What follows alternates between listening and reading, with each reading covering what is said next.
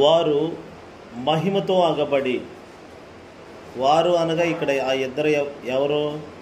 మోషే, ఏలియా. మోషే, ఏలియా వీళ్ళిద్దరూ మహిమతో కనబడుతున్నారు. ఇప్పుడు వారు మహిమను కలిగి ఉండటానికి కారణాలు, మోషేకున్న మహిమకు కారణం ఏమిటో ఒక కారణం మొన్నటి దినం ధ్యానం చేసాం. అదేమిటంటే అతడు సమూహముతో గుంపుతో కలిసి ప్రార్థన చేయగా దాని కారణంగా ఆ ప్రార్థన మోషేని మహిమగా మార్చిందని. రెండవది, ఏలియా కోసం కూడా ఒక అంశాన్ని నిన్న పరిశుద్ధాత్ముడు తెలియజేశాడు. అదేమిటంటే ఏలియా ఆసక్తి కలిగిన వాడని. ఇప్పుడు మోషే, ఏలియా మహిమతో నింపబడ్డారు. మోషే మహిమను ఎలా సంపాదించుకున్నాడంటే సమూహముతో గుంపుతో కలిసి ప్రార్థించుట ద్వారా ఐక్యతతో కూడిన ప్రార్థన మహిమను తీసుకొస్తుంది. అలాగే ఏలియాలో ఒక కోణం, ఏలియాను గురించి ఒక అంశం, అతడు ఆసక్తి కలిగి ప్రార్థన చేశాడు. వారు ఆసక్తితో కూడిన ప్రార్థన మనల్ని మహిమగా మారుస్తుంది. అలాగే నిన్న రాత్రి మరొక అంశం మోషేను గురించి. ఇలా ఒక కూటములో ఒక్కొక్కరిని గురించి ఒక్కొక్క అంశాన్ని పరిశుద్ధాత్ముడు మనకి బోధిస్తున్నాడు. నిన్న రాత్రి మోషే మహిమగా మారడానికి గల కారణం ఏమిటంటే చెప్పండి, ఏం చెప్పాను రాత్రి? మోషే మహిమగా మారడానికి అమ్మా చెప్పండి, అదేంటది? అతడు మోషే ఎట్టివాడు? మిక్కిలి సాత్వికుడు. అది మర్చిపోకూడదు. మోషే దేవుని మహిమతో నిండిపోవటానికి కారణం ఏంటంటే అతడు మిక్కిలి సాత్వికుడు. అతని యొక్క సాత్వికము అతనికి ఒక మహిమగా ఉన్నది. మనం సాత్వికులు ధన్యులు, వారు భూలోకమును స్వతంత్రించుకొందురు. భూమి మీద అతడు, అందుకనే చూడండి సంఖ్యాకాండం 12వ అధ్యాయం 3వ వచనం. సంఖ్యాకాండము 12వ అధ్యాయము 3వ వచనం.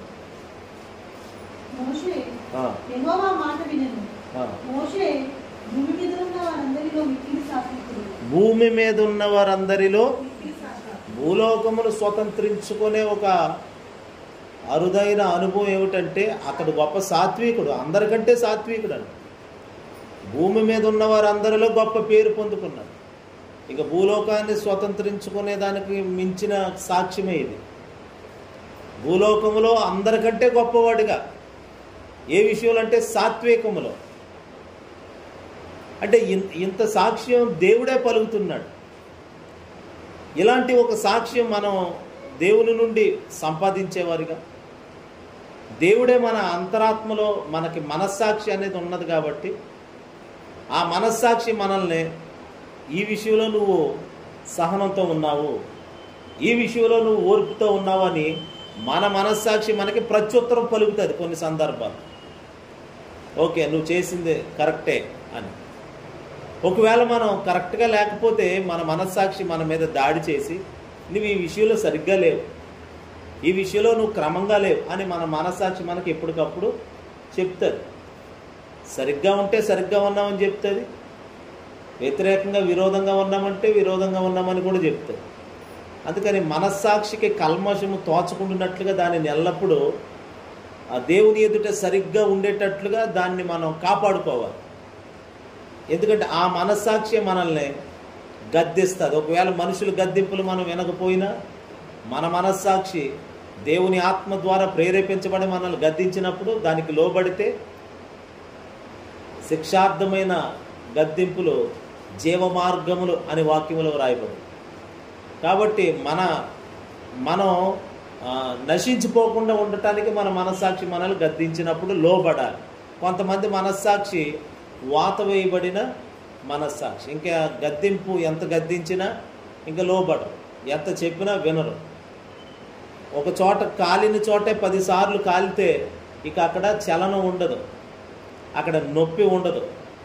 అదే దాన్ని అంటారు వాత వేయబడిన మనస్సాక్షి. మన మనస్సాక్షి తాజాగా ఎల్లప్పుడూ నూతనంగా ఉండాలి. పౌలు నేను నా దేవుని ఎదుట నా మనస్సాక్షిని నేను కాపాడుకుంటున్నాను. చూడండి అపోస్తుల కార్యాలు పౌలు అంటున్న మాటను చూద్దాం.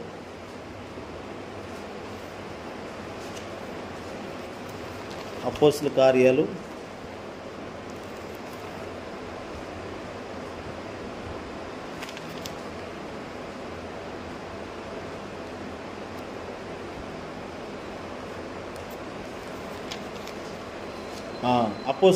24వ అధ్యాయము 16వ వచనం.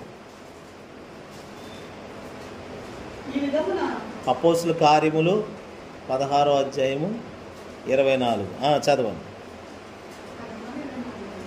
సారీ 24వ అధ్యాయము 16వ వచనం. ఈ విధమున నేనును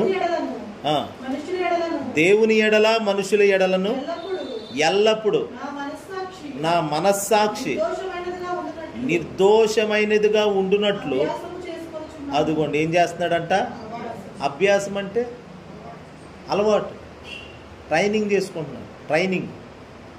తన మనస్సాక్షి నిర్దోషంగా అంటే దోషం లేకుండా, తప్పు అనేది దానికి తెలియకుండా, దాన్ని దేవుని ఎదుట మనుషుల ఎదుట సరిగ్గా ఉండేలాగా చూసుకుంటున్నాడు. హల్లెలూయా. తన మనస్సాక్షి దేవుని ఎదుట మనుషుల ఎదుట సరి అయినదిగా ఉండేటట్లుగా చూసుకుంటున్నాడు. అందుకని ఏమంటున్నాడు? ఈ విధమున నేనును దేవుని ఎడల మనుషుల ఎడల ఎల్లప్పుడూ ప్రతిరోజు మన మనస్సాక్షిని మనం కాపాడుకోవాలి. మోషే తన మనస్సాక్షి మోషేకి ఏమని సాక్ష్యం ఇస్తుంది? ఇప్పుడు మోషే నీ మనస్సాక్షి నీ కోసం ఏమని సాక్ష్యం ఇస్తుందంటే, నీవు భూమి మీద మిక్కిలి సాత్వికుడవు. ఎలా సంపాదించావు చూడండి. సాత్వికుడు అని రాత్రి విన్నాము.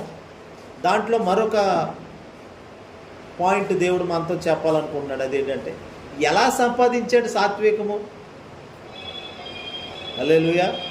ఎలా సంపాదించాడనంటే అతడు దేవునితో నడవటం వలన సాత్వికుడిగా మారాడు. అది దేవునితో అలవాటు అవ్వటం వలనే సాత్వికుడిగా మారాడు భూమి మీద. ఇప్పుడు ఎవరైనా చూస్తేనే సాక్ష్యం ఇస్తారు. దేవుడు మోషే కోసం సాక్ష్యం పలుకుతున్నాడంటే దేవుడు మోషేని గమనిస్తూనే ఉన్నాడు, చూస్తూనే ఉన్నాడు. తనలో సాత్వికం అనేది, ఆ సాత్వికమైన స్వభావం, అంత మెత్తని స్వభావం, అంత ఓర్చుకొని సహించుకునే స్వభావం ఎలాగొచ్చిందంటే అతడు నాతో ఉండబట్టికి అందుకే ఇంత సాత్వికుడిగా మారాడు. అందుకే దేవుడే సాక్ష్యం పలుకుతున్నాడు. దేవుడు సాక్ష్యం పలుకుతున్నాడంటే తన మనస్సాక్షి ద్వారా మోషేకి కూడా సాక్ష్యం పలుకుతున్నాడు. హల్లెలూయా. ఇప్పుడు నేను ఎటువంటి వాడో నాకు తెలుసండి. అదే నేను ఎటువంటి వాడో మనుషులకు కూడా తెలియాలంటే నేను చెప్పుకోనక్కర్లా. దేవుడు ఎవరో ఒకరిని నా కొరకు ఏర్పరిచి విక్టర్ పాల్ ఎలాంటి వాడు అని ఒక మంచి సాక్ష్యం ప్రజలకు చెప్పించవచ్చు. అలా దేవుడు చేస్తాడు. అయితే మరి నా మట్టుకు నాకు కూడా సాక్ష్యం కావాలి కదా. ప్రజలకైతే తెలిసింది నేను మంచివాడినని ప్రజలు అనుకోవడమే కాదు, అది నాకు కూడా గ్రహింపు ఉండాలి. నువ్వు మంచివాడు విక్టర్ పాల్ అని నా మనస్సాక్షి నాకు చెప్పాలి. అప్పుడు నేను నిమ్మళంగా దేవుని ఎదుట నీతిగా ఉండగలుగుతాను. ఇప్పుడు దేవుని ఎదుట నేను నీతిగా, నిందారహితంగా, యథార్థంగా ఉండాలంటే నా మనస్సాక్షి నాతో మాట్లాడాలి. మనసు మనకు సాక్ష్యం పలకాలి. మన మనసు మనకు సాక్ష్యం పలకాలి. మన పక్షంగా అది ఉన్నట్టుగా పలకాలి. ఇగో నువ్వు సరిగ్గా లేవు, సరిగ్గా లేనప్పుడు సరిగ్గా లేవనే చెప్పాలి. మంచిగా ఉన్నప్పుడు నువ్వు మంచిగా ఉన్నావని చెప్పాలి. కానీ ఎల్లప్పుడూ మంచిగా ఉన్నాను అనే నా మనసు నాతో సాక్ష్యం పలికేటట్లుగా నేను చూసుకోవాలి. అది రాంగ్ ఇన్ఫర్మేషన్ ఇవ్వడం, తప్పుడు సమాచారం అయితే చెప్పదు. ఏది ఉంటే అదే చెప్తుంది మనసు. హల్లెలూయా. అందుకనే మన మనస్సుని కాపాడుకోవాలి, మన సాక్షిని కాపాడుకోవాలి, అంతరంగమును కాపాడుకోవాలి. అది ఎలా కాపాడుకోగలిగాడు మరి మోషే? ఇప్పుడు తన మనస్సాక్షి ఏమంటదంటే, నువ్వు భూమి మీద మిక్కిలి సాత్వికుడవు. నీ మనస్సాక్షి నీకు అంత మంచి సాక్ష్యం ఇస్తుంది కదా. అంటే నీ స్వభావం ఏమిటో నీ మనస్సు గ్రహించి చెప్తుంది. ఇప్పుడు ఆ స్వభావం నీకు ఎక్కడది? అలాగూ నీ పక్షంగా నీ మనస్సాక్షి మంచి సాక్ష్యం పలకటానికి గల కారణం ఏమిటంటే, మోషే దేవునితో జీవించినవాడు, దేవునితో నడిచినవాడు. కాబట్టి దేవునితో ఉన్నవారు దేవుని వలె మారిపోతారు. యేసునామం. మోషే దేవునితో నడిచినవాడు. ఎలా నడిచినవాడు, ఎలా ఉండినవాడు అని అంటే, ఆ అధ్యాయంలో, ఆ సంఖ్యాకాండం 12వ అధ్యాయంలోకి రండి ఒకసారి.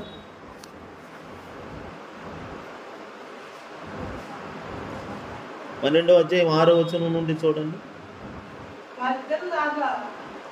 ఆయన నా మాటలు వినుడి.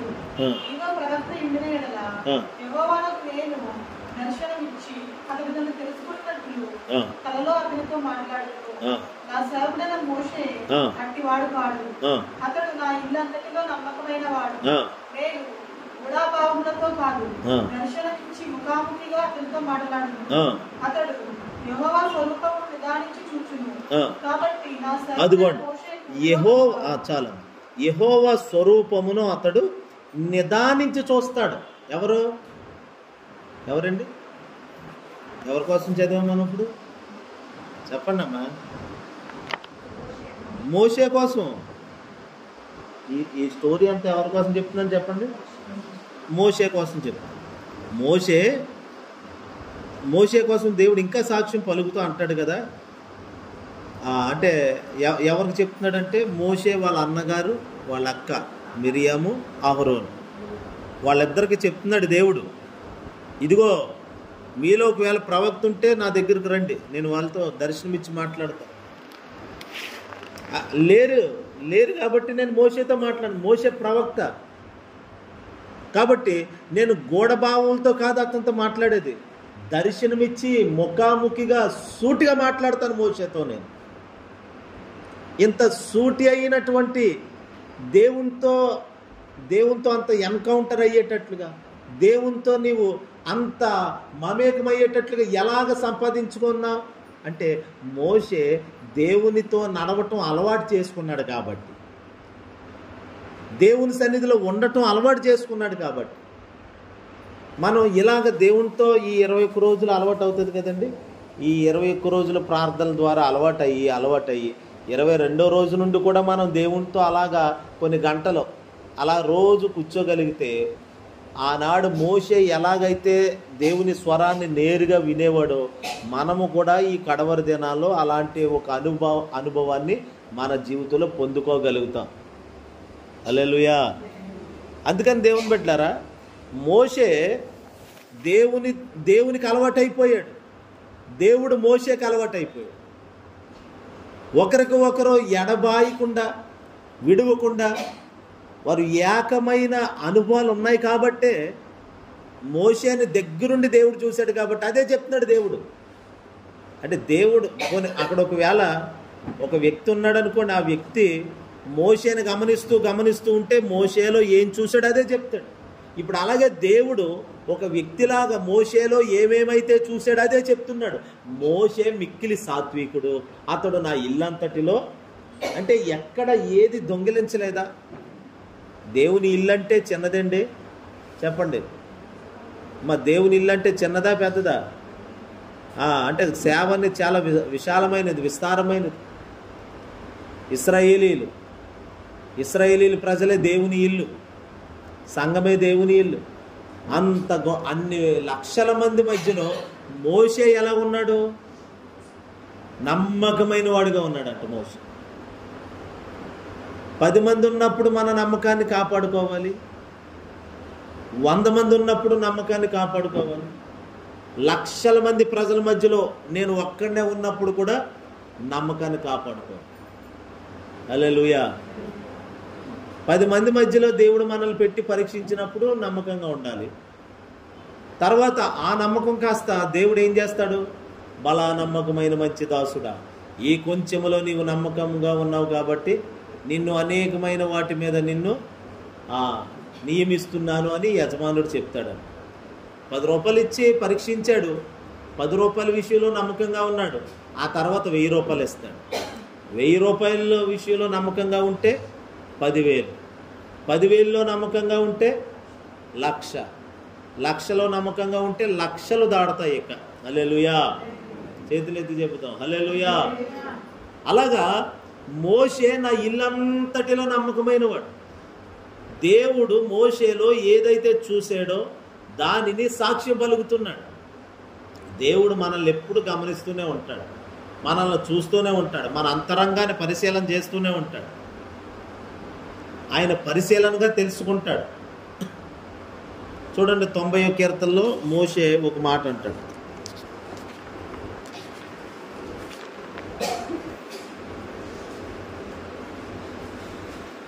90వ కీర్తన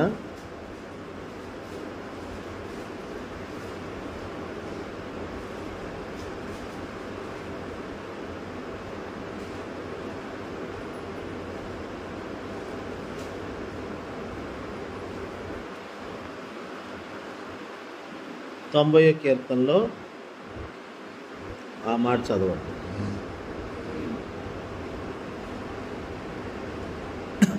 మొదటి వచనం.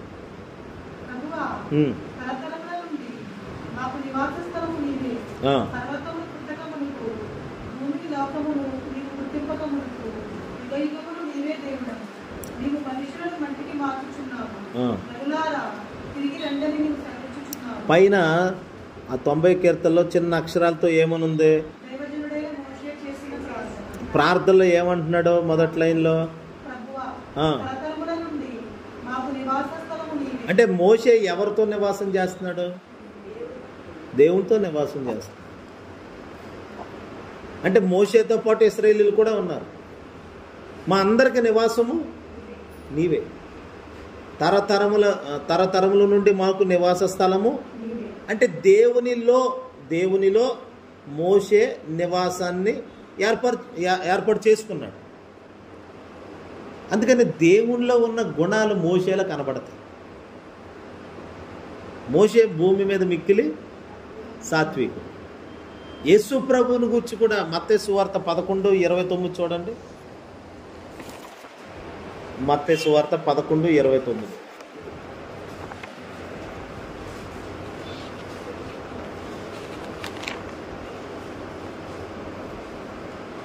11:29.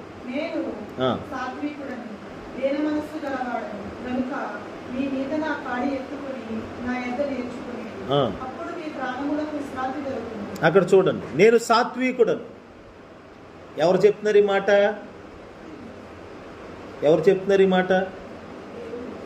యేసు ప్రభు చెప్తున్న మాట ఇది. అక్కడేమో దేవుడు మోషే కోసం చెప్తున్నాడు, తండ్రి అయిన దేవుడు. మోషే భూమి మీద మిక్కిలి సాత్వికుడు. ఎక్కడేమో యేసు ప్రభు చెప్తున్నాడు, నేను సాత్వికుడను అని. ఆయన తనను గురించి తాను సాక్ష్యం ఇచ్చుకొనగలడు. అలాగే ఇతరుల గూర్చి కూడా ఆయన సాక్ష్యము చెప్పగలడు. ఆనాడు మోషేను చూసిన దేవుడు ఏ సాక్ష్యం పలికాడో ఇప్పుడు ఆయనను గూర్చి కూడా క్రొత్త నిబంధనలో ఆయన పలుకుతున్న సాక్ష్యం, నేను సాత్వికుడను, మీ మీద నా కాడి ఎత్తుకుని నా యొద్ద మీరు నేర్చుకోండి. నేర్చుకున్న వాడికే అది వస్తుంది. మోషే దేవుని దగ్గర కూర్చొని నేర్చుకున్నాడు. ఏమి నేర్చుకున్నాడు? దేవుని దగ్గర సాత్వికాన్ని నేర్చుకున్నాడు, దేవుని గుణాలను నేర్చుకున్నాడు. వాక్యం విని ఏమండి ఏవేవో నేర్చుకోవడం కాదు, వాక్యం విని వాక్యములో ఉన్న దేవుని స్వభావాలు, దేవుని గుణాలు, దేవునిలో ఏమైతే ఉన్నాయో అవి నేర్చుకోవాలి. మనం సన్నిధికి వచ్చి దేవునితో మనం కూర్చుంటాం, 2-3 గంటలు కూర్చొని దేవునిలో ఉన్నవన్నీ మనం నేర్చుకోవాలి, అవి పొందుకోవాలి. మోషే 40 రాత్రి పగళ్ళు 2 సార్లు ప్రార్థనలో ఉన్నాడు. 40 రాత్రి పగళ్ళు మనకు తెలిసి 2 మార్లు 40 రాత్రులు 40 పగలు అలా 2 సార్లు ఉన్నాడు. అలా దేవునితో కాలము సమయం అలా గడిపాడు. హల్లెలూయా. అలాగా దేవునిలో మోషే నివాసం చేస్తూ ఉండేవాడు, దేవునితోనే నివాసం చేసేవాడు. అలా నివాసం చేసి చేసి అదిగో సాత్వికమును పొందుకున్నాడు. ప్రభు ఏం చెప్పాడంటే, మీరు నా యొద్ద నేర్చుకొనుడి. నేర్చుకున్నాడు కాబట్టే ఇప్పుడు దేవుడు సాక్ష్యం పలుకుతున్నాడు, ఇతడు సాత్వికుడు, భూమి మీద మిక్కిలి సాత్వికుడు. అయితే తన సాత్వికము, తనలో ఉన్న సాత్వికమును మోషే ఒకసారి కోపపడ్డాడు చూడండి. ఆ కోపము తనలో ఉన్న సాత్వికమును బద్దలు కొట్టింది ఒకసారి. మన కోపము మనలో ఉన్న ఆత్మీయ గుణాలను చంపేస్తుంది. మనలో ఉన్న ఆవేశాలు దేవుని దగ్గర నేర్చుకున్న వాటిని విర్రగొట్టేస్తుంది. కాబట్టి మనం ఇంతగా వాక్యం వింటాము, ఇన్ని చేస్తామా? మనకి ఏదైనా పరిస్థితులు ఎదురైనప్పుడు తొందరపడకుండా కొంచెం నిమ్మలంగా ఉండటం నేర్చుకోవాలి. మొదట ఆయన ఏమన్నాడు, నా యొద్ద నేర్చుకున్నది, అప్పుడు మీ ప్రాణములకు విశ్రాంతి కలుగుతుంది, మీకు నెమ్మది కలుగుతుంది. మీకు నేర్చుకోండి. మరి మోషే నేర్చుకోలేదా అంటే నేర్చుకున్నాడు. ఎంతవరకు నేర్చుకున్నాడు? కోపం వచ్చినప్పుడు కూడా దేవుని దగ్గర నేర్చుకోవాలి. మోషేని పద్దాకి విసిగించేవారు ఇశ్రాయేలీయులు. ఆ విసిగించే సమయంలో కూడా మోషే దేవుని పాదాల దగ్గర కూర్చొని నేర్చుకుంటే సరిపోను. అలా నేర్చుకోకుండా ఏం చేశాడు? అలా నేర్చుకోకుండా కాని మాట తన పెదవులతో కాని మాట పలికాడంట. అవసరం లేని మాట మాట్లాడేశాడు. దేవుని బిడ్డలారా, దేవుని దగ్గర కూర్చొని అన్ని వేళలా అన్ని శోధనలో కూడా దేవుని దగ్గర నేర్చుకోవాలి. మనం ఇప్పుడు అనుకూలంగా ఉన్నప్పుడు వచ్చి కూర్చొని నేర్చుకుంటున్నాం. ఈ ఇంటి దగ్గరికి వెళ్ళాక ఏదో సమస్య ఏర్పడుతుంది, అప్పుడు కూడా దేవుని దగ్గరే నేర్చుకోవాలి. అప్పుడు మళ్ళీ ఇలా వచ్చి ఇలా కూటం పెట్టడం ఉండకపోవచ్చు. కానీ మీ ఇంట్లో మీరు ఆత్మలో దేవుని స్వరం నేను వినాలి, దేవుడు నాతో ఉన్నాడు, నేను దేవుల్లో ఉన్నాను అనే ఒక గ్రహింపుతో నడుచుకోవాలి. ఆ పరిస్థితుల్లో కూడా ఇప్పుడు కూర్చోబెట్టి మీకు నేర్పించడం, మనకు పరిశుద్ధాత్ముడు నేర్పించడం జరుగుతుంది ఇప్పుడు. కానీ ఏదైనా ప్రతికూలమైన పరిస్థితి వచ్చినప్పుడు ఇలా కూర్చొని నేర్చుకోవడం అంటూ ఉండదు. కానీ పరిశుద్ధాత్మలో మనము నిలబడి, పరిశుద్ధాత్మ పూర్ణులుగా మార్చబడి, ఆత్మ వలన మాత్రము మనం నేర్పించబడుతూ ఉంటాం. అలా నేర్చుకుంటే మనకు నిజంగా ఆయన చెప్పినట్టు విశ్రాంతి కలుగుతుంది.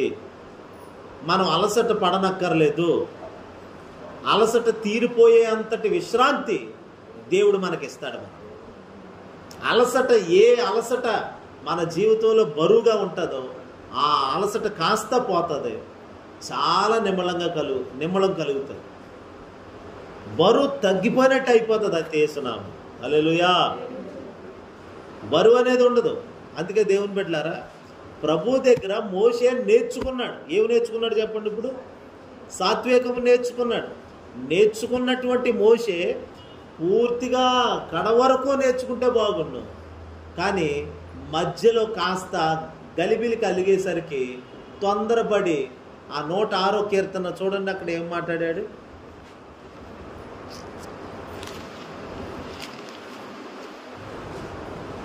నూట 6వ కీర్తన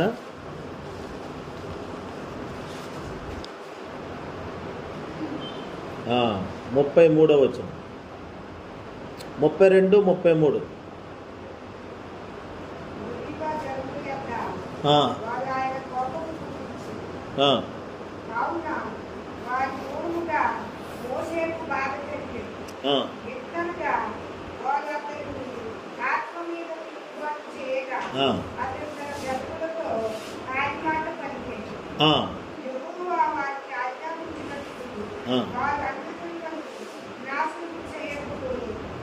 చూడండి, చాలండి.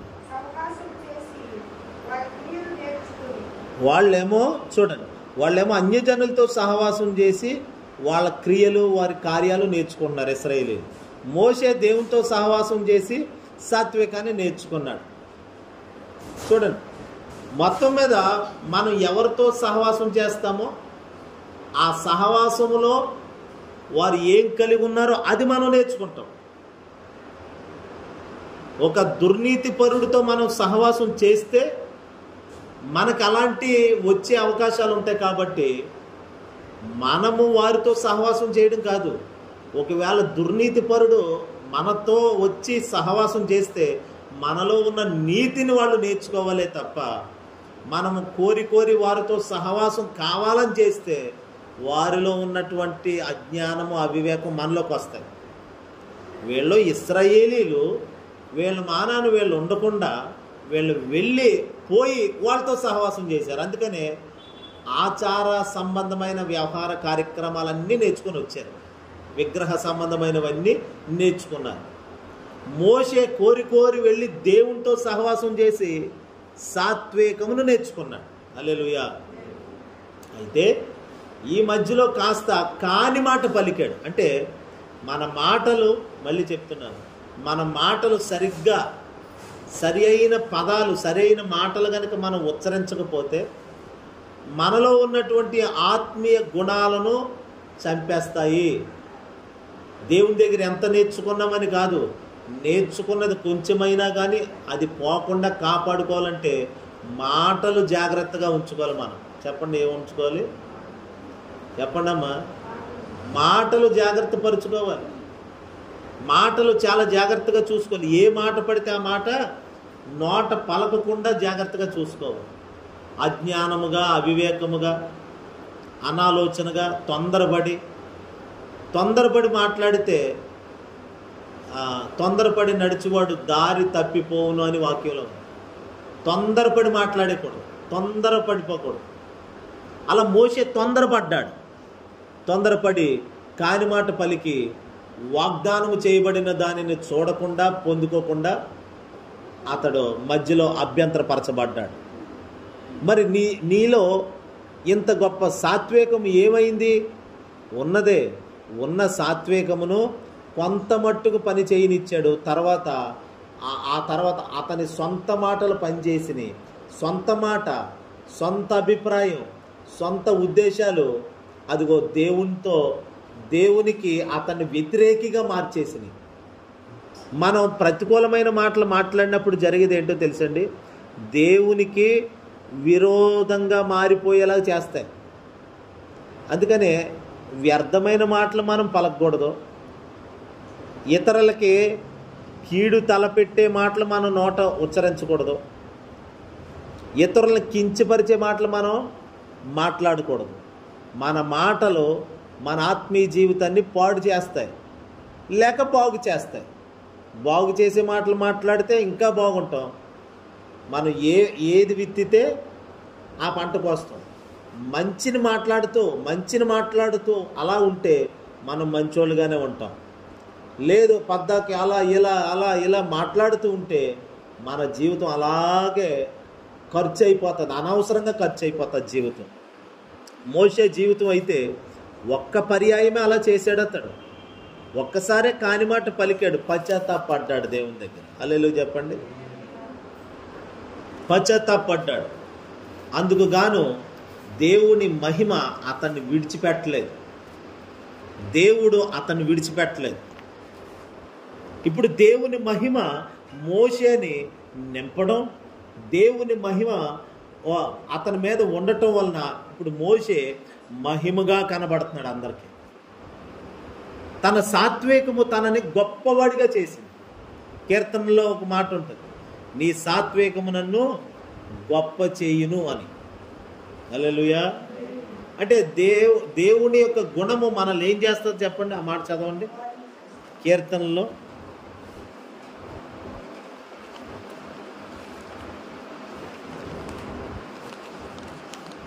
ఎక్కడ?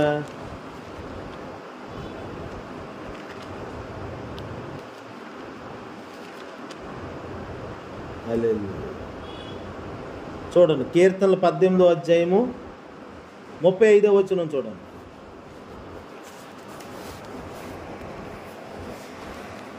కీర్తనలు 18:35.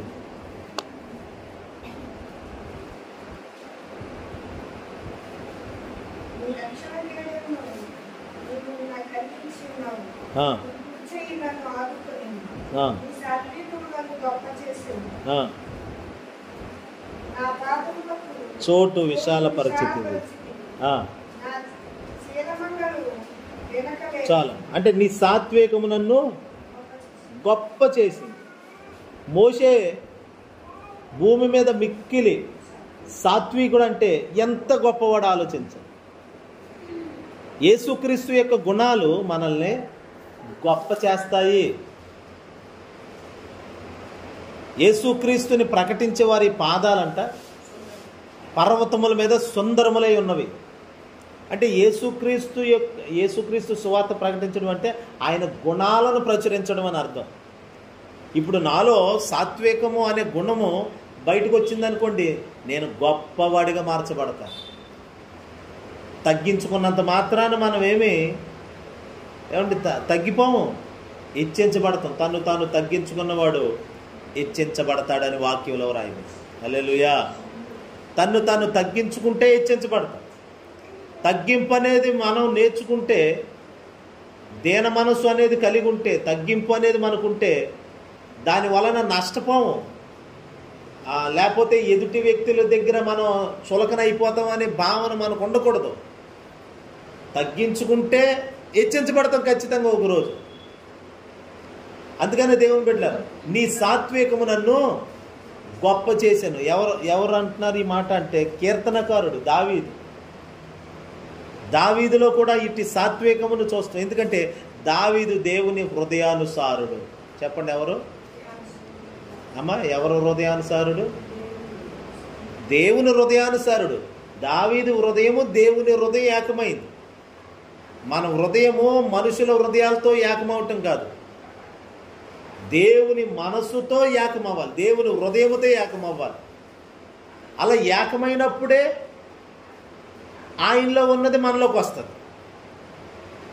మోషేలో ఈ సాత్వికము రావడానికి కారణం ఏంటంటే మోషే వెళ్ళి దేవునితో ఉన్నాడు కాబట్టి.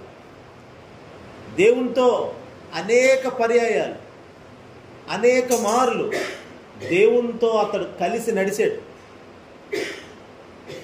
ఇప్పుడు మోషే వెళ్ళి దేవునితో ఉంటే అతడు సాత్వికంగా మారాడని చెప్తున్నాను కదా. ఆయనే వచ్చి మనతో ఉంటే ఇంకెలా ఉంటుంది చెప్పండి? అర్థమైందా మీకు? మోషే దేవునితో ఉండి సాత్వికం అనే దాన్ని నేర్చుకున్నాడు. అసలు దేవుడే వచ్చి, ఆయనే వచ్చి మనతో ఉంటే ఇంకెంతగా నేర్చుకోవాలి మనం చెప్పండి? అందుకని మీ దేహము దేవుని ఆలయము, మీలో ఉన్న పరిశుద్ధాత్మకు మీ దేహము నిలయమని మీరు ఎరగరా? దేవుని ఆత్మకు మీ దేహము ఆలయమని మీరు ఎరగరా?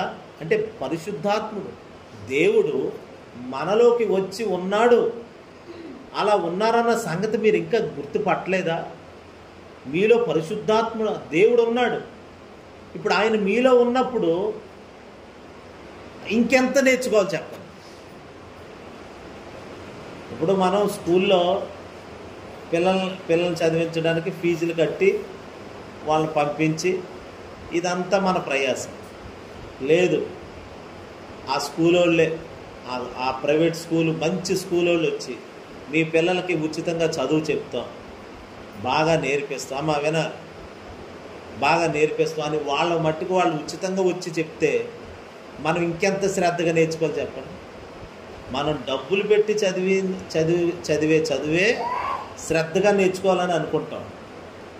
కానీ వాళ్ళే డబ్బులు ఏమీ వద్దు, మేము వచ్చి నేర్పిస్తామని వాళ్ళు అన్నారనుకోండి, మనం ఇంకెంత శ్రద్ధగా నేర్చుకోవాలి? అర్థమైతే వెళ్ళి చెప్పండి, ఏమర్థమైంది? మోషే వెళ్ళి దేవునితో సహవాసం చేసి సాత్వికాన్ని నేర్చుకుంటే ఇప్పుడు దేవుడే వచ్చి మనలో కూర్చున్నాడు, ప్రభువే మనలో కూర్చున్నాడు. మనలోకి వచ్చి ఆయన అలా నివాసం చేసేటప్పుడు ఇంకెంత నేర్చుకోవాలంటున్నాను నేను. ఇంకెంత సంపాదించుకోవాలి మనం? ఒకసారి ఆలోచించేయండి. మోషే దేవునితో వెళ్ళి అన్నీ నేర్చుకొని వచ్చాడు. ఇప్పుడు దేవుడే వచ్చి మనతో కూర్చున్నాడు, మనలో ఉన్నాడు. ఇప్పుడు ఇంకెంత ఎక్కువగా నేర్చుకోవాలి, ఇంకెన్ని నేర్చుకోవాలి? మోషే ఒక సాత్వికమును నేర్చుకున్నాడు. అందుకనే ఒక సాత్వికమును నేర్చుకున్న మోషే కోసం దేవుడు అంటున్నాడు, భూమి మీద మిక్కిలి సాత్వికుడు. ఒక్కటి నేర్చుకున్నది. మోషే కంటే గొప్పవాడు ఇక్కడ ఉన్నాడు. ఎవరైనా? ప్రభు అయిన యేసుక్రీస్తు. ప్రభు అయిన యేసుక్రీస్తు మనకి నేర్పించేవాడుగా ఉన్నాడు. నా యొద్ద నేర్చుకోండి అని ఆయన అంటున్నాడంటే నేర్పించడానికి ఆయన సిద్ధంగా ఉన్నాడు. మనం నేర్చుకోవాలి. ఆత్మలో స్వరం వినాలి. వింటే నేర్చుకోగలుగుతాం. దేవుని బిడ్డలారా, ప్రభు దగ్గరికి వచ్చాం, రోజు ఒక్కొక్క అంశం నేర్చుకుంటున్నాం. మనం మోషే సాత్వికుడు, ఓర్పు కలిగిన వాడు, సహనం కలిగిన వాడు. మోషే దేవునితో ఉండడానికి ఇష్టపడ్డాడు. కూటమి ఎప్పుడైపోతుంది, ఎప్పుడు వెళ్తామన్న మనసుతో ఇక్కడ కూర్చుంటే ఏమి నేర్చుకోలేము మనం. అర్థమవుతుందండి? ఉడికొచ్చేస్తున్నానో, ఫ్యాన్ లేదనో, ఇలాంటి ఫెసిలిటీస్ మనం ఎప్పుడు చూసుకోలేదు. అలాంటివి చూసుకుంటే మనం ఏమీ నేర్చుకోలేము. పిల్లలు స్కూల్కి వెళ్ళేటప్పుడు ఆ స్కూల్లో సరిగ్గా చెప్తలేదు, లేకపోతే స్కూల్ బాగోలేదు, ఆ గోడ బాగోలేదు, ఇలా ఇవన్నీ చెప్తే ఏమైనా నేర్చుకుని వస్తారండి? అవన్నీ మనకు అనవసరం. మనం వెళ్ళింది దేనికి? చదువు నేర్చుకోవడానికి వెళ్తాం. అలాగే మనం దేవుని దగ్గరికి వచ్చామంటే ఇక మనసంతా వాక్యం మీద పెట్టాలి. హల్లెలూయా చెప్పండి. అందుకనే ఫోన్ల మీద మనసు పెట్టకూడదు, ఫోన్లు చూడకూడదు. ప్రార్థన జరిగేటప్పుడు లేకపోతే అటు ఇటు తిరగకూడదు. ఏదో చిన్నపిల్లలు ఉంటే వేరే విషయం, కానీ ఇక వేరే పని ఉండకూడదు. ప్రార్థన అంటే ప్రార్థనే. దిక్కులు చూడకూడదు. లోతు భార్యల్లాగా అటు ఇటు మెడకై తిరిగిపోతుందంటే దాని అర్థం ఏంటి? వాక్యానికి మెడ వంచని వారలారా అని ఉంది బైబిల్లో. మన మెడ వాక్యానికే వంచాలి. ఇక ఏ విషయాల కొరకు మనం కదిలించబడకూడదు.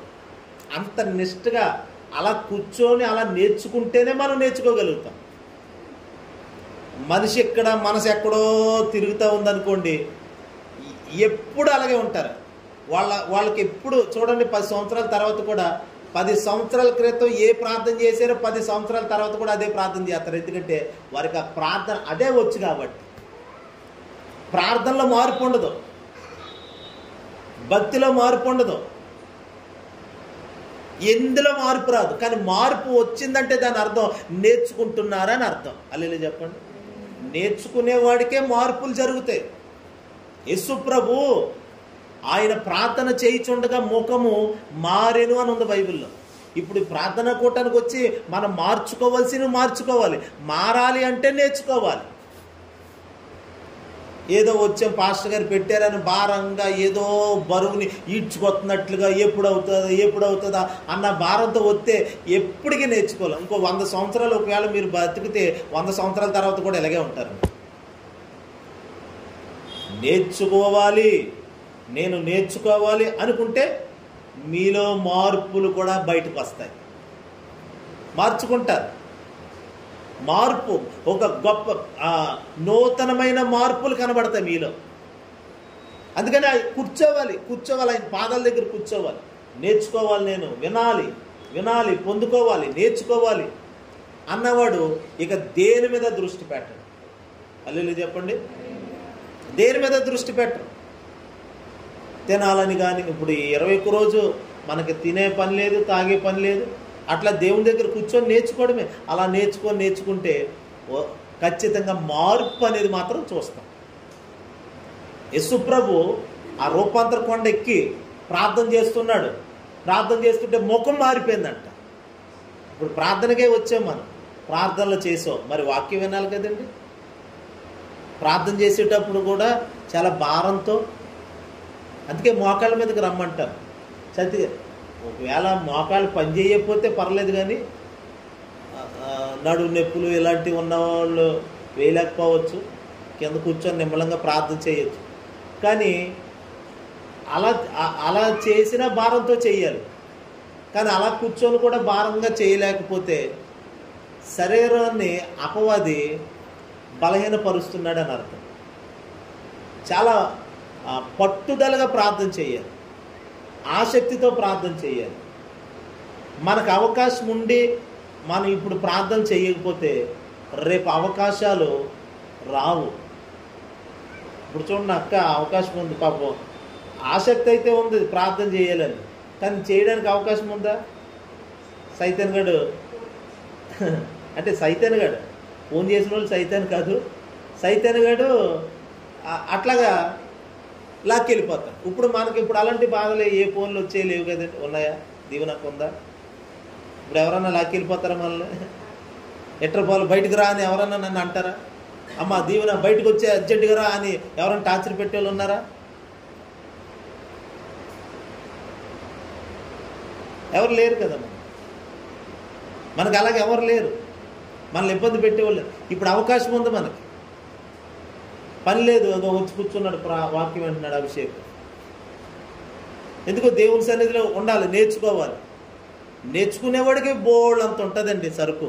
హల్లెలూయా. నేర్చుకున్నవాడి దగ్గర చాలా ఉంటుంది. నేర్చుకోవాలనే మనసు ఉంటే, ఆనాడు యేసుప్రభు శిష్యులు ఆయన వెనకాల తిరిగి ప్రతీదీ నేర్చుకున్నారు కాబట్టి ఈరోజు వాళ్ళు అపోస్తులుగా పేరుగాంచారు. వాళ్ళు నడిచి వెళ్తుంటే నీడలో నుండి అద్భుతాలు జరిగాయి, వారు ఉమ్మూస్తే అద్భుతాలు జరిగాయి, వారి వస్త్రాలు అలా పట్టుకుంటే స్వస్థతలు జరిగాయి. ఇదంతా ఎలాగా? నేర్చుకోవడం వల్లనే. ఎంత నేర్చుకుంటామో అంత ప్రయోజకులుగా మార్చబడతామో. హల్లెలూయా చెప్పండి. ఎంత నేర్చుకుంటామో అంత ప్రయోజనం ఉంటుంది తర్వాత. ఇప్పుడు గొప్ప గొప్ప గురువులుగా ఉన్నవాళ్ళు, బాగా చదువు చెప్పే మాస్టర్లు ఉంటారు స్కూల్లో, వాళ్ళు ఒకప్పుడు బాగా శ్రద్ధగా నేర్చుకున్నారు కాబట్టి వాళ్ళు ప్రతిదీ ఈజీగా చెప్పేయగలరు వాళ్ళు. ఇప్పుడు ఈ 21 రోజు దేవుని పాదాల దగ్గర ఉదయం సాయంత్రం కూర్చొని అలా నేర్చుకుంటే తప్పే ఉందండి. మన మన మన జీవితానికి ఎంత ఆయన ఏమని చెప్పాడు మళ్ళీ చదవండి. మత్తయి సువార్తలో 11, మత్తయి సువార్త 11, 29, 30.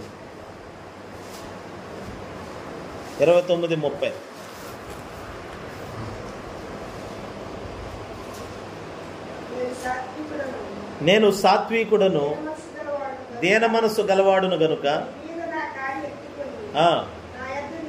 నా యొద్ద నేర్చుకొనుడి. అప్పుడు ఎప్పుడండి? నేర్చుకున్నప్పుడు. అప్పుడు మీ ప్రాణములకు విశ్రాంతి దొరుకుతుంది. మనం విశ్రాంతి కోసం ప్రార్థన చేయక్కర్లా. ప్రభువా నాకు విశ్రాంతి, శాంతి శాంతి కాదు. ముందు నువ్వు నేర్చుకో, విను, నా వాక్యాన్ని నేర్చుకో, నాతో కలిసి నడు. నాకు శాంతి కావాలి అవన్నీ కాదు. నీకేం కావాలి? పిల్లల్ని అప్పుడప్పుడు మార్కెట్లో తీసుకెళ్తూ ఉంటాం. వాళ్ళకి ఏదో కొనాలి, ఏదైనా కొనాలన్న మనసు తండ్రిగా నాకు ఉంటుంది. వాళ్ళేం అడగక్కర్లా, డాడీ డాడీ డాడీ కొన్ డాడీ కొన్ డాడీ. ఎవరు నువ్వు అడగక్కర్లేదురా, నిన్ను బయటికి తీసుకొచ్చిందే కొనడానికి. నాతో కలిసి నడు. ఓ టైం వస్తుంది, సరైన షాప్ వస్తుంది, ఆ షాప్ దగ్గర ఆపి నువ్వేమో చిల్లర కొట్ల దగ్గర ఆపేస్తావు.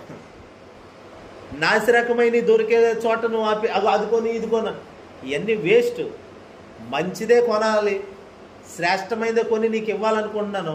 కొంచెం ఓపిక పట్టు. ఇంకా నాతో కలిసినాడు, ఇంకా ట్రావెల్ ఇంకా నాతో కలిసినాడు. ఓ తండ్రిగా నేను పిల్లల పట్ల ఇలాంటి భావన కలిగి ఉంటాను. నేను నాతో కలిసినాడు, నడు డాడీ ఎక్కువ డాడీ కొట్లన్నీ దాటిపోతాయి. మరి ఇవి దాటిపోతాయి, కానీ ఇంకా మంచి మంచి షాప్ ఒకటి వస్తుంది. ఆ షాప్ దగ్గరికి వెళ్ళాక నీకేం కావాలో కొంటాను శ్రేష్టమైన. మనం దేవునితో నడిచేటప్పుడు తొందరపడకూడదు. నాకు అది కావాలి ప్రభు, ఇది కాదు. నిమ్మలంగా నడాలి ఆయనతో నిమ్మలంగా ఉంటే సరే. ఒక సమయం వస్తుంది, ఒక సమయం వచ్చేసరికి మనకేం కావాలో దానికి రెట్టింపు మంచిది ఇస్తాడు దేవుడు మనకి. హల్లెలూయా. మనం నాకు అది కొని ఏం అడగక్కర్లే. ఆయన ఆయన మనల్ని ఆయన వెనకాల ఎందుకు రమ్మంటున్నాడో తెలుసా? మనల్ని ఆయన ఎంత ప్రశాంతంగా ఉంటాడో మనల్ని కూడా అంతే ప్రశాంతంగా ఉంచాలనేది ఆయన చిత్తం, ఆయన ఉద్దేశమే అది. ఏ విషయంలో మనము కొదువు లేని వారిగా ఉండాలనేదే దేవుని చిత్తం అని ఉంది బైబిల్లో. మరి మనకున్న కొదువుల కోసం మనం ఎందుకు అల్లాడిపోవాలి చెప్పండి? దేవుని కోరికే అది. మీరు ఏ విషయంలో కొదువ లేని వారు, చదవండి అన్నమాట. ఓ మాట చదువుదాం చూడండి.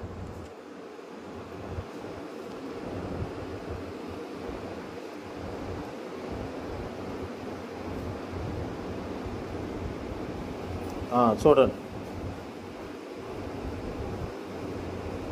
యాకోబు పత్రిక 1వ అధ్యాయము 4వ వచనం చూడండి. యాకోబు పత్రిక 1వ అధ్యాయము 4వ వచనం. మీరు సంపూర్ణులను అనునాంగులను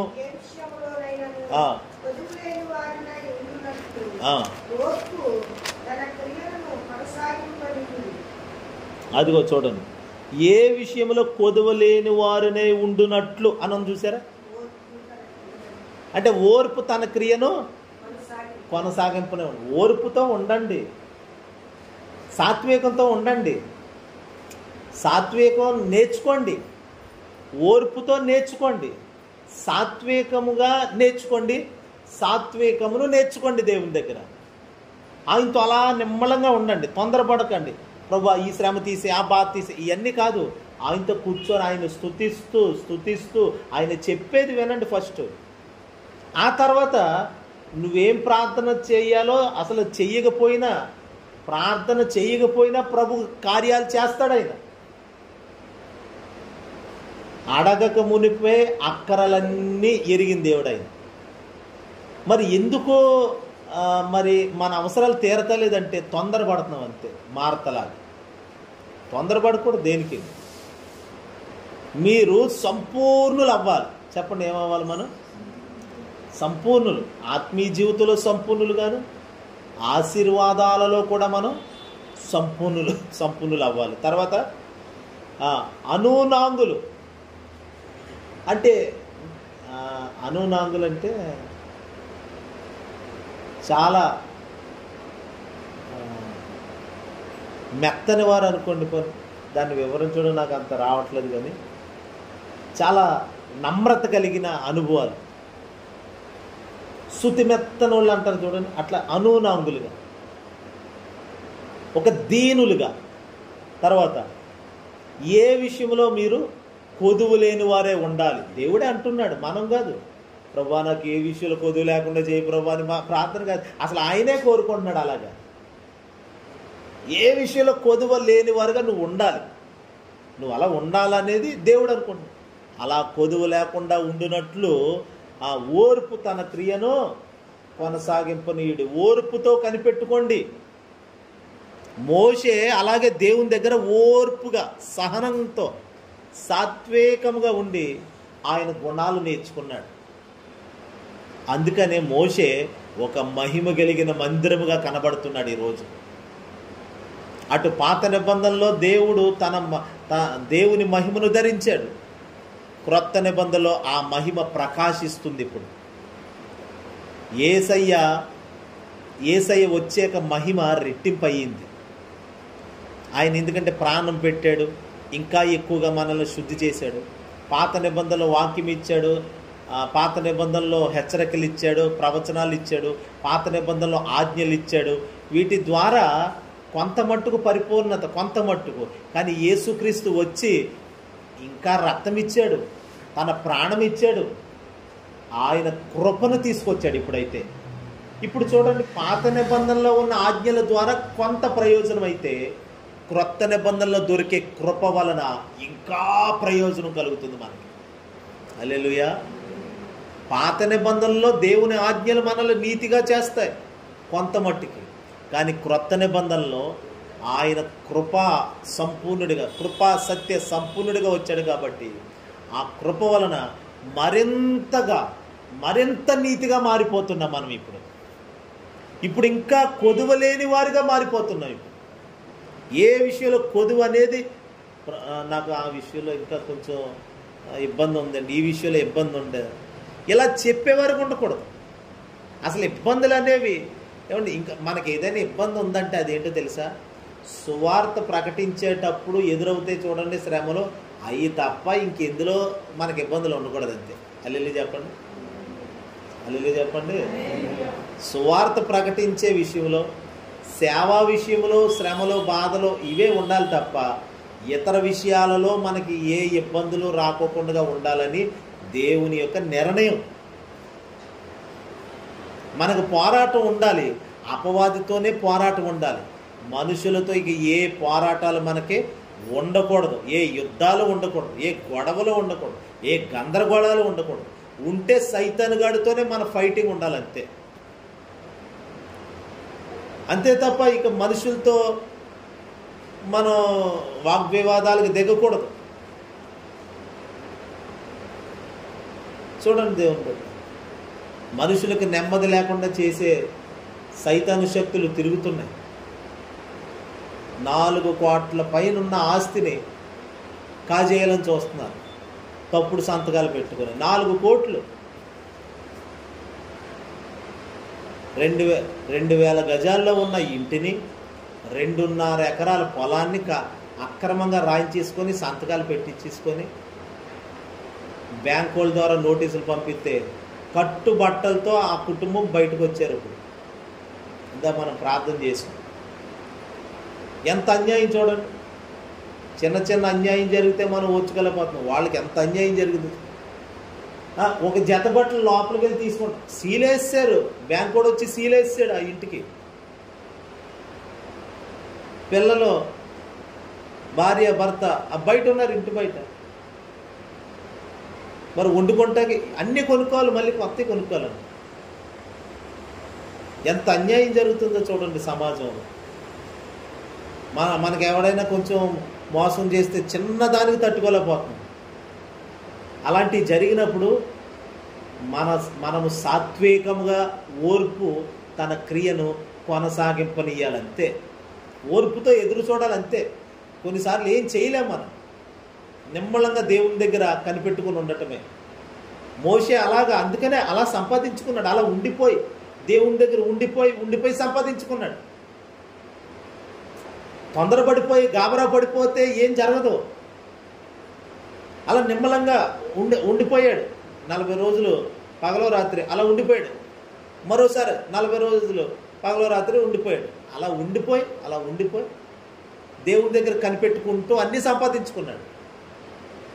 ఇప్పుడు అతను కంగారు పడిపోయి తొందరపడిపోయినంత మాత్రాన ఆస్తి వచ్చేస్తుందా అంటే దాని కొరకు ఎంతో ప్రయాసం ఉంటుంది. ఇప్పుడు అసలు ఆ పరిస్థితికి వెళ్ళకోకుండానే ఇతడు మెలకు కలిగి ఉండాలి. కానీ ఆ పరిస్థితికి వెళ్ళిపోయిందంటే ఇతరులో మెలకు లేదు కాబట్టి ఆ పరిస్థితి వచ్చింది.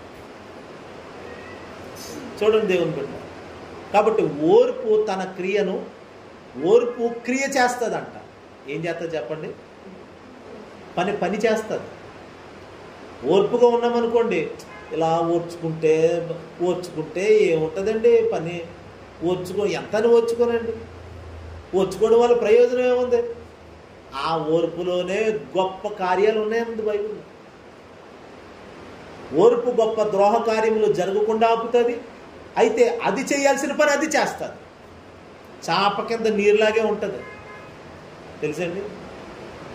పైకి కరెంటు వైర్లో కరెంటు కనబడుతుందండి, కనబడుతుంది. వైర్ అంతే, కరెంటు ఉందో లేదో పట్టుకున్నప్పుడు తెలుస్తుంది.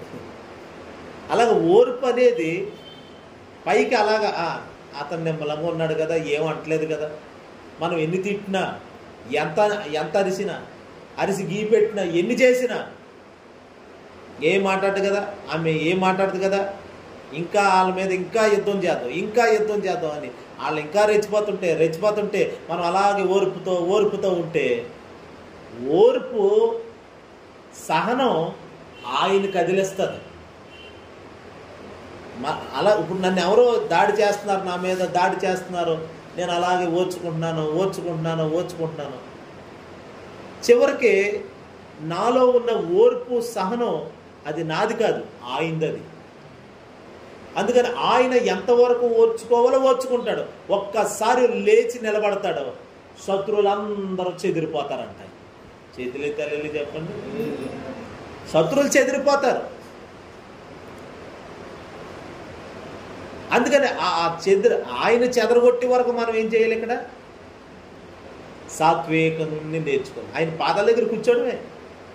కూర్చుంటే ఎన్నో విషయాలు నేర్చుకుంటాం. ఈ లోపల టైం వేస్ట్ అవ్వదు, మనం టైం వేస్ట్ అవ్వదు. శ్రమ వచ్చింది, దాని గురించి ఆలోచించి అటు ఇటు తిరిగి ఆలకేళ్ళకి చెప్పడం కంటే కొద్ది గంటలు ఆయన పాదాల దగ్గర కూర్చుంటే ఇక్కడ నేర్చుకోవాల్సినవి నేర్చుకుంటాం. మన ఓర్పుతో అవతలోడు చేసే కార్యాలన్నీ ఓర్పుతో సహించుకోవడం కూడా జరుగుతుంది. ఈ లోపల దేవుడు కార్యం చేయడం కూడా మొదలెడతాడు. అందుకని దైవ కార్యాలు జరిగేటప్పుడు దైవ గుణాలతోనే దైవ కార్యాలు జరుగుతాయి. మన తొందరపాటు వలన కార్యాలు జరగవు, మన వేగిరిపాటు వలన కార్యాలు జరగవు, మన ఆవేశంతో కార్యాలు జరగవు. మరి దేంతో కార్యాలు జరుగుతాయి? దేవుని గుణాలతోనే దైవ కార్యాలు జరుగుతాయి. దేవుని దగ్గర నేను నేర్చుకున్న సాత్వికం నాలో ఉన్నదనుకోండి, ఆ సాత్వికమే కార్యం చేస్తారు. దేవుని దగ్గర నేను పొందుకున్న సహనము, ఓర్పు ఉంటుంది చూడండి, అవే నా జీవితంలో కార్యాలు చేస్తాయి. వాటితోనే కార్యాలు జరుగుతాయి. వజ్రాన్ని ఎలా కోస్తారండి? ఏదో అంటారు, వజ్రంతోనే. వజ్రాన్ని కోసేది ఇనుము చేత, ఇనుము పదునెక్కునని ఉంది బైబిల్లో. ఇప్పుడు రాయితో ఇనుముని పదునెట్టగలమండి?